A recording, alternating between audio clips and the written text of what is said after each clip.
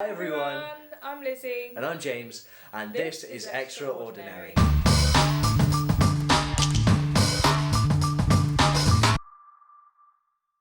So, welcome everyone again. This is Extra-Ordinary. What is extraordinary? Well, we're going to look at the whole week, and there's lots of different feast days, and there's the theme of the week. And the theme of the week this week, James, is saints. Ooh, very good word of the week. I know. I think it's a pretty cool theme of the week because we're always talking about saints. Saints days all the time. Very great people, you know. They are pretty cool. There's a reason why they're saints. Yeah, so to have a whole week dedicated to saints, I think is pretty cool.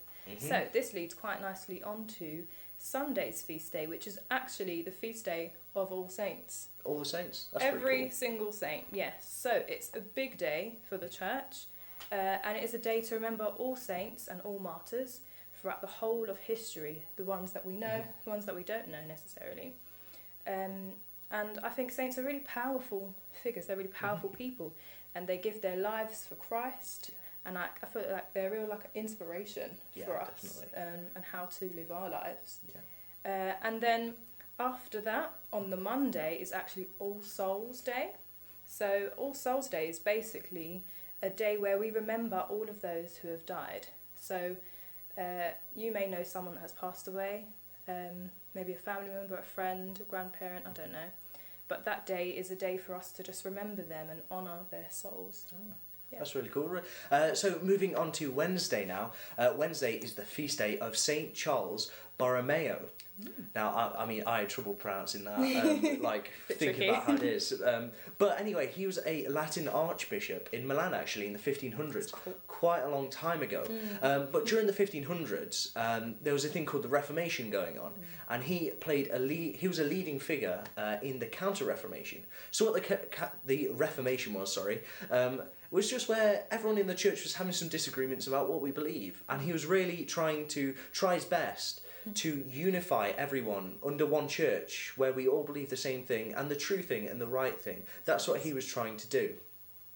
And now that links back to saints very well, because saints are people in heaven, basically. People who lived such good lives that we're like, yeah, they're definitely in heaven. You want to be like them. They're definitely in heaven. Yeah.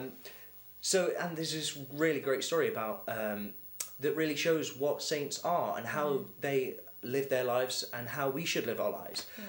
The story goes that there was one day a boy in church with his grandma, and he looked up at the stained glass windows, and he said to his grandma, who are they? Who are they? Because there were some figures in the stained glass windows. And she looked back at him and said, they are actually the saints. Which is pretty cool. He thought, okay, that's a pretty cool fact. And he went to Sunday school or something afterwards. I'm not quite sure where it was. But they asked him in this Sunday school, does anybody know what saints are? And he gave the answer that they're people who have light shining through them, which is pretty cool. And I think that's a really great way to remember how we should, and think about how we should live our lives. We should have Christ's light shining through us. Yeah. We should allow Christ's light to shine through us to other people, reflecting the face of Christ to everyone, living our lives as closely to how he lived his, being as kind as he was, being as generous and selfless as Christ was. And that's really what the saints did, and that's why we say they're saints. That's why we say, yeah, we think they're definitely in heaven. So that is this week, the 31st week in Ordinary Time. Yeah. I've been James. I've been Lizzie. See you soon. See ya.